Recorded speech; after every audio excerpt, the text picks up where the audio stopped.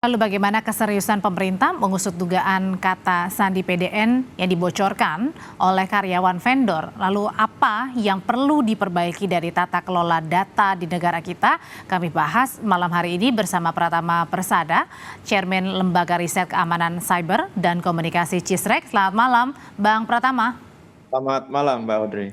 Bang, ini kan jadi diduga bahwa kebocoran oleh karyawan vendor ini sudah dibahas ya di rapat Komisi 1 DPR bersama dengan Kominfo dan juga BSSN. Nah, pertanyaannya adalah benarkah ini karena faktor peretasan ini karena adanya karyawan yang membocorkan? Ya enggak lah, Mbak. Itu apa? Saya nggak ngerti ya, kenapa kok pemerintah mengatakan bahwa peretasan itu awalnya disebabkan karena ada password yang terekspos di internet gitu. Kalau kita lihat password yang diekspor ke internet itu kan umurnya sudah 2-3 tahun yang lalu begitu dengan password default ya. Ya agak aneh kalau misalkan setelah 2 atau 3 tahun begitu password untuk login ke sistem PDN masih belum diganti gitu. Ini lebih bermasalah lagi tata kelola pusat data nasional kalau memang itu benar terjadi gitu. Tetapi saya tidak yakin bahwa pintu masuk dari Pertas ke dalam sistem PDN ini adalah menggunakan password yang tadi terleak di internet. Kenapa? Karena untuk kelas hacker Lockbit dan gengnya ini gitu, mereka nggak butuh tuh username, password untuk masuk ke dalam sistem targetnya gitu. Dan ini juga sebenarnya sudah dijelaskan oleh juru bicara BSSN kan bahwa ternyata dari hasil analisis forensik sementara itu memang ditemukan upaya tuh penonaktifan fitur keamanan Windows Defender pada 17 Juni 2024 jam 23.15 gitu. Nah, kemudian upaya itu berlanjut pada tanggal 20 Juni gitu dengan adanya aktivitas malware gitu. Jadi mereka nggak menggunakan password itu untuk melakukan infeksi. Initial aksesnya mereka menggunakan phishing gitu. Dan itu nggak susah dilakukan oleh hacker sekelas Lockbit dan gengnya ini yang dia menggunakan Brandshipper malware untuk ransomnya gitu. Nah, oleh karena itu kenapa saya bilang itu terlalu mengada-ada seolah-olah Disalahinnya karyawannya begitu maksudnya? mau Ada yang menyalahkan hancurnya pusat data nasional ini kepada salah satu orang. Oke. Padahal bukan itu alasannya mungkin. Padahal bukan itu.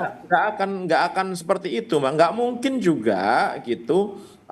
Itu kan yang di share sama si siapa Diki Prastia itu kan password untuk login ke sistem PDN melalui VPN. Ada username-nya, ada passwordnya yang password default gitu. Kan otomatis setelah login itu biasanya langsung terganti passwordnya atau langsung diganti passwordnya. Jadi udah nggak ada gunanya itu dokumen walaupun udah diupload ke internet nggak akan ada gunanya gitu karena passwordnya sudah diganti. Nah, beda urusan kalau ternyata passwordnya belum diganti ya itu memang agak aneh sekali gimana ceritanya sistem keamanan sekelas pusat data nasional tidak mengganti password setelah bertahun-tahun. Nah, itu mungkin lebih karena juga nggak kepikiran kali siapa sih yang mau meretas gitu. mungkin, Mbak, ini sudah standar sekali dalam sistem keamanan itu basic-basicnya sistem keamanan digital gitu mengganti password gitu. Makanya saya bilang anak SD aja sekarang sudah tahu cara mengganti password, bikin password yang Dan bikin password juga yang kuat, susah-susah ya, nggak mungkin kayak tanggal lahir begitu ya. Kalau misalkan ketika diganti selama 2 tahun atau 3 tahun, ya nak paut lah. Oke, tapi Bang yang menarik juga sebenarnya adalah pernyataan si Pertas ini ya. Sepertinya kalau saya mengartikan seperti kasihan ya, atau mungkin kayaknya greget juga dengan kita gitu. Akhirnya makanya mereka oke lah kita akan memberikannya. Jadi seakan-akan mereka yang kasihan kepada kita. Itu apa sebenarnya yang dibaca, Bang, dari pernyataan Pertas? Ini memang agak aneh ya gitu. Kita semua teman-teman pemerhati IT keamanan cyber itu juga sedang bertanya-tanya ini kok bisa ya gitu hacker grup ransom Lockbit ini tiba-tiba dia memberikan key secara cuma-cuma setelah dia meminta tebusan 8 juta US dollar dan ini belum pernah terjadi gitu ya kan. Dia juga bilang bahwa ya ini kalian terlalu lemahlah sistemnya gitu. Kita sudah dapat semua datanya juga, sehingga apa kalau kalian macam-macam bisa kita buka datanya dan lain-lain gitu. Memang agak aneh sih gitu ya kan. Tetapi ternyata memang kan mereka memberikan beneran gitu apa dekriptor untuk PDN yang tersandi oleh sistem ransomnya mereka gitu. Dan saat ini BSSN sedang apa mencoba gitu on proses bagaimana menggunakan kunci yang diberikan peretas itu untuk membuka data yang terenkrip di pusat data nasional. Dan kalau kita lihat nggak main-main jumlahnya Mbak, ada sekitar 5.700 server gitu, baik itu virtual ataupun fisik. Kemudian ada ribuan terabyte data gitu, sehingga memang butuh waktu yang cukup panjang, cukup lama. Ya kita tunggulah teman-teman BSSN ini melakukan tugasnya gitu untuk melakukan apa recovery file-file yang ada di PDN. Nah, sebelum itu jadi kemarin ketika imigrasi itu bisa on lagi sistemnya, kemudian LKPP bisa on sistemnya, itu bukan data dari PDN ya Mbak ya. Perlu diketahui bahwa itu Oke. karena mereka memiliki backup di komputnya mereka sendiri gitu. Jadi karena sistem PDN itu sudah rusak total sehingga mereka ketika masih memiliki Backup data data ya. walaupun tidak full, tidak penuh, mereka berusaha untuk mengonlinekan lagi sistemnya gitu. Jadi Atau tadi eh, yang da- pernyataan Pak Menko Polhukam menurut saya mungkin agak kurang benar ya, bilang bahwa semua layanan kepada masyarakat sudah pulih gara-gara PDN sudah terrecovery, bukan kayak gitu sih oh, ceritanya kalau menurut saya. artinya karena bukan karena sudah normal, karena PDN-nya juga sudah dikembalikan begitu ya data-datanya, Ya, tapi karena ada yang memang instansi-instansi sudah punya backupnya gitu, katakan sederhananya ya begitu ya, betul, Bang ya. betul. Nah, kalau gitu, kalaupun sudah nanti akan pelan-pelan dibuka begitu, sama aja dong. Orang peretasnya juga sudah tahu jangan-jangan isi dalam-dalamnya.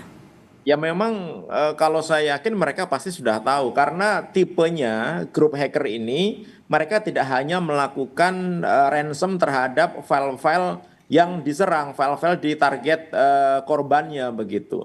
Sebelum mereka melakukan ransom, pengenkrit penyandian semua data dan sistem gitu, mereka mencuri dulu, mengambil dulu datanya, mengcopy datanya, mengambil datanya, ada ribuan terabit, diambil semua sama mereka. Kemudian setelah diambil semua baru di encrypt gitu, baru di Oh, kenapa? Kalau misalkan korbannya itu mereka memiliki sistem backup yang bagus, kan ransomnya nggak ada gunanya karena punya backup gitu. Jadi yang di ransom ini udah buang aja backupnya di live kan, di on kan lagi gitu kan. Nah, oleh karena itu si hacker ini pinter nih, grup hacker ini dia menggunakan double extortion untuk korban-korbannya. Jadi kalau korbannya itu memiliki backup yang bagus, mereka akan ngancam lagi, saya punya data oh, oke. Anda nih. Kalau Tapi Anda nggak skupnya mau lebih bayar, kecil ya, kita karena tutup. dia skupnya lebih kecil jadinya ya kalau kayak gitu ya.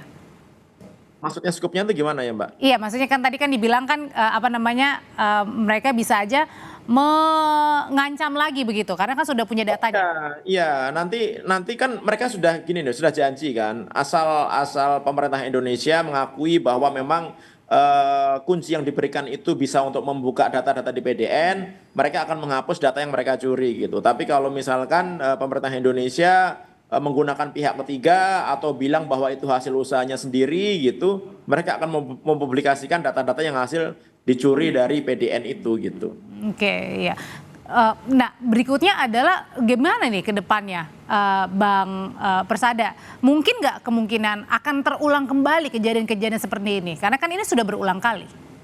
Ya menurut saya mungkin sekali gitu karena keamanan cyber itu belum menjadi priority di negara kita gitu. Kita lihat kemarin ketika sedang rame-rame judi online ya sebelum adanya rame PDN ini gitu. Kita lihat ada ratusan bahkan ribuan gitu website milik pemerintah kita, milik militer, milik kampus-kampus itu juga diretas oleh agen-agen judi dan bandar-bandar judi gitu. Itu Oke. menunjukkan bahwa kita ini belum siap sebenarnya. Oleh karena itu kenapa keamanan cyber itu harus benar-benar menjadi priority. Mindset para pemimpin kita itu Oke. harus berpikir bahwa ini adalah ancaman yang nyata gitu. Baru kita bisa melawan nih para hacker ini, Mbak gitu. Baik, Direktur Cisrek, terima kasih Bang Pratama Persada sudah berbagi informasi di Sapa Indonesia Malam. Sehat selalu.